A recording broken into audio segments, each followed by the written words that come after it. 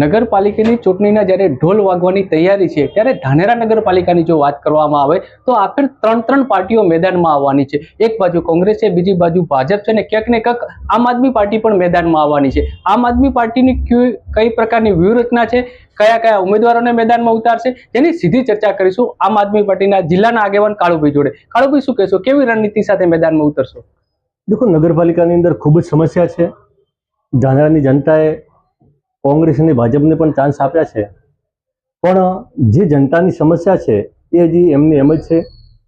આ વખતે આમ આદમી પાર્ટી પણ લડી લેવામાં મૂડમાં છે અને આજ દિન સુધી એવું પણ ફાઇનલ છે કે 28 ઉમેદવાર અમારી જોડે ફાઇનલ તૈયાર છે અને મેદાનમાં ઉતારી અને દેખો, પરિણામ તો જનતા આપશે। જે જનતા પરિણામ આપશે તે શિરોમાન્ય।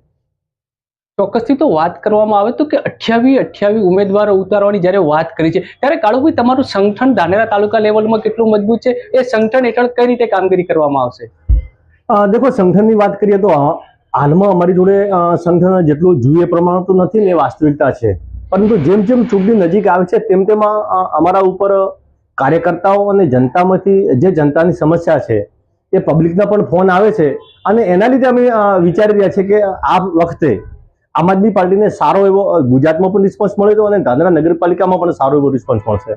ચોક્કસથી કાળુભાઈ, સીધી વાત, તમે પણ સ્વીકાર્યું છે કે તમારી જોડે સંગઠન મજબૂત નથી, તો આમ આદમી પાર્ટી એવો કયો અલાઉદ્દીનનો ચિરાગ કાઢશે કે તાત્કાલિક તમારી જોડે સંગઠન મજબૂત થશે? 28 ઉમેદવાર જીતના દાવા કરી રહ્યા છો। પ્રકાશભાઈ, કેટલા ઉમેદવારો જીતી છે, પરિણામ શું આપે છે એ તો જનતા જ આખીરમાં નક્કી કરતી હોય છે, પણ અમારી જોડે રાજનીતિ નથી પણ કામ કરવાની જે રાજનીતિ છે।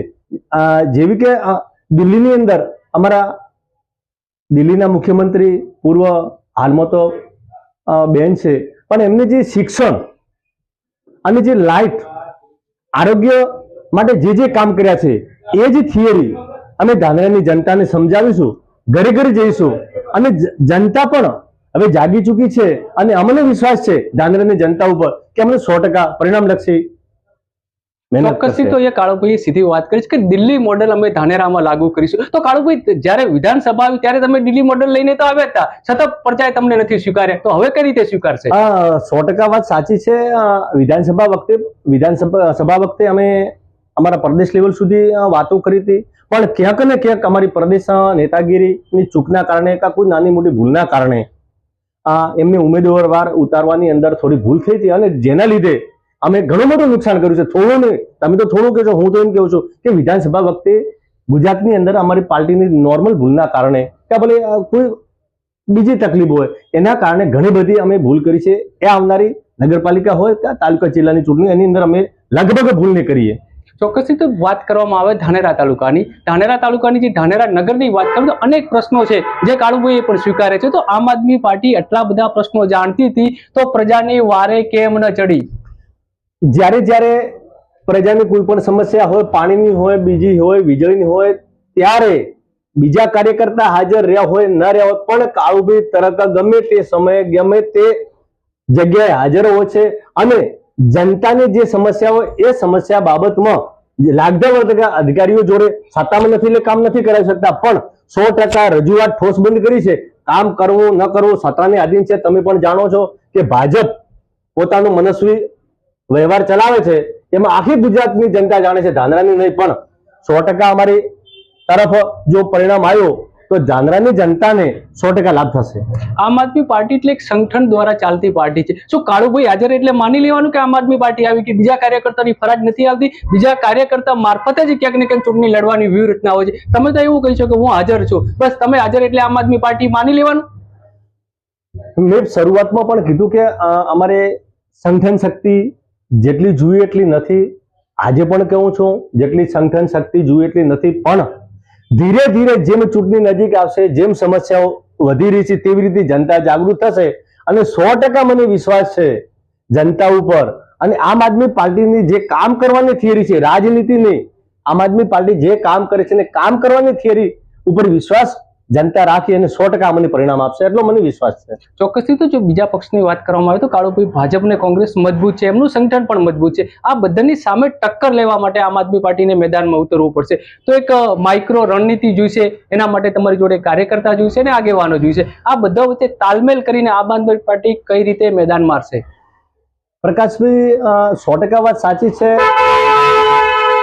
બનાસકાંઠા અને એની અંદર બી ધાનેરા પક્ષની જગ્યા હોય છે, પણ આ બધી ચૂંટણીઓ જાતિવાદના લીધે લડાતી હોય છે. તમે ને હું સ્વીકારી છે, બીજા સ્વીકારે ન સ્વીકારે. લોકસભાની ચૂંટણી હોય, વિધાનસભાની ચૂંટણી હોય, હવે આ નગરપાલિકાની ચૂંટણી આવી રહી છે. જાતિગત એવા સમીકરણો ઉભા થશે અને અરવિંદજી કેજરીવાલ ને જે થિયરી દિલ્હીની અંદર અપનાવી છે એ જ થિયરી અમે ધાનેરાની અંદર અપનાવીશું. અને અમને 100% વિશ્વાસ છે ધાનેરાની જનતા ઉપર કે આ વખતે ભાજપ ને કોંગ્રેસ થી કંટાળી ગયા છે. આ લોકો જ્યારે તકલીફ પડે ત્યારે આ લોકો એક પણ નજીક નથી આવતા. પછી ગમે તે તકલીફ હોય આ લોકો સેવા નથી આપતા, કોઈ સુવિધા નથી આપતા, પણ એમના અણઘડ વહીવટના કારણે એમને ફાવે તેવા મોટા વેરા અને ટેક્સ નાખી દે છે. એટલે જનતા એમનાથી ત્રાહિમામ પોકારી રહી છે. શિયાળામાં પણ ઘણી જગ્યાએ પાણીનો ત્રાસ હોય છે. ઉનાળામાં તો હોય. ધાંગરાની અંદર મટકાફોડ કાર્યક્રમમાં મહિલાઓ ઉપાડીને આવતી હોય, શરમજનક ઘટના હોય, પણ એમના શાસનમાં 3 વખત લાઇટના કનેક્શનો કપાઈ જતા હોય. એથી કોઈ મોટી ભાજપ અને કોંગ્રેસ માટે શરમજનક ઘટના ન હોય. આ બધી સમસ્યાઓ અમે જનતા સમક્ષ લઈ જઈશું અને અમને વિશ્વાસ છે કે 100% આ ફેરે આમ આદમી પાર્ટી ઉપર ભરોસો મૂકી અને આમ આદમી પાર્ટીના કેન્ડિડેટને જીતાડવા માટે જનતા પણ પ્રયત્ન કરશે. પ્રકાશભાઈ, ચોક્કસથી અહીંયા મહત્વની વાત એ બની છે, કાળુભાઈ હાલ જ વાત કરી કે સામાન્ય ચૂંટણી હોય કે મોટી ચૂંટણી જાતિગત સમીકરણને આધારે ચૂંટણી લડવામાં આવતી હોય, તો આ જાતિગત સમીકરણ વિધાનસભામાં કેમ લાગુ ન કરવામાં આવ્યા, આયાતી ઉમેદવારને કેમ લાવવામાં આવ્યો, આ બધા પ્રશ્નો તો કાળુભાઈ યથાવત જ છે.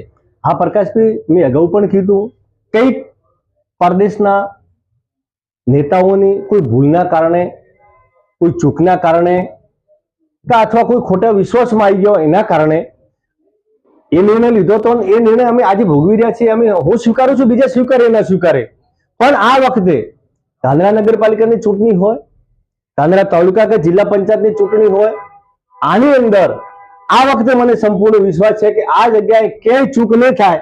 અને જનતા આ વખતે આટલી બધી કંટાળી ગઈ છે. અપક્ષ માવજીભાઈને ચૂંટાડે, પણ માવજીભાઈ ક્યાંય પ્રસંગ સિવાય, સ્ટેજ સિવાય કે કોઈના ફોન નથી ઉપાડતા એવું જનતાના મોઢે સાંભળવા મળે છે. માટે હવે જનતાને પણ અમે રજૂઆત કરીશું અને જનતા ઉપર અમને પણ એટલો બધો ભરોસો છે કે 100% આ ફેરે અમને પરિણામલક્ષી મતદાન થશે. ચોક્કસથી. કાળુભાઈ, છેલ્લો પ્રશ્ન, કોંગ્રેસ સાથે આમ આદમી પાર્ટીનું ગઠબંધન રહેશે કે નહીં? રહેશે તો આમ આદમી પાર્ટીને કેટલી સીટ ફાળવવામાં આવશે ને એનું સમીકરણ કઈ રીતે જોડવામાં છે? કારણ કે કોંગ્રેસ હાલ ધાનેરા તાલુકામાં મજબૂત છે અને એક પણ સીટ છોડે એવી પરિસ્થિતિ નથી. પ્રકાશભાઈ, ગઠબંધનની વાત આવી તો કદાચ આની અંદર હું નાનો કહેવાઉં, એ પ્રદેશના લેવલનો વાત છે અને કદાચ પ્રદેશના આગેવાનો આમ આદમી પાર્ટીને કોંગ્રેસના નેતાઓ જો ગઠબંધન કરશે તો એ આમાં કાર્યકર્તાઓને શિરોમાન્ય રહેશે. પણ ઉમેદવારો કેને મૂકવા ને કેને ન મૂકવા એ બાબતમાં તો અમે ચોક્કસ કહીશું કે અમે મૂકશે તે જ ઉમેદવાર ચાલશે. ચોક્કસથી. તો છેલ્લો મારો પ્રશ્ન, કાળુભાઈ, કેટલા ઉમેદવાર સાથે ખરેખર આમ આદમી પાર્ટી મેદાનમાં ઉતરશે કોઈ પણ સંજોગમાં? છેલ્લે કોંગ્રેસ વર્ષોથી શાસનમાં છે. નગરપાલિકામાં પણ હાલમાં મૂળ સરકારી પ્રતિનિધિ છે, એ પહેલા કોંગ્રેસના પ્રમુખ હતા, એટલે એમને શાસન ચલાવ્યું છે. હું એમ ન કહી શકું કે એમના જોડે ગઠબંધનમાં ન બેવાય.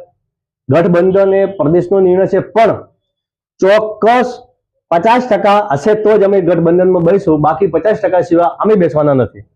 ચોક્કસથી. તો આ હતા કાળુભાઈ, જેમણે ક્યાંક ને ક્યાંક જે નગરપાલિકાની ચૂંટણી છે એ ચૂંટણીમાં આમ આદમી પાર્ટી જબરજસ્ત પ્રદર્શન કરશે એવી અપેક્ષાની વાત કરી રહ્યા છે. ત્યારે જોવાનું એ રહ્યું કે લોકો શું કહી રહ્યા છે, લોકો કેટલા સ્વીકારે છે, એ તો ચૂંટણીના પરિણામ પછી જ ખબર પડશે.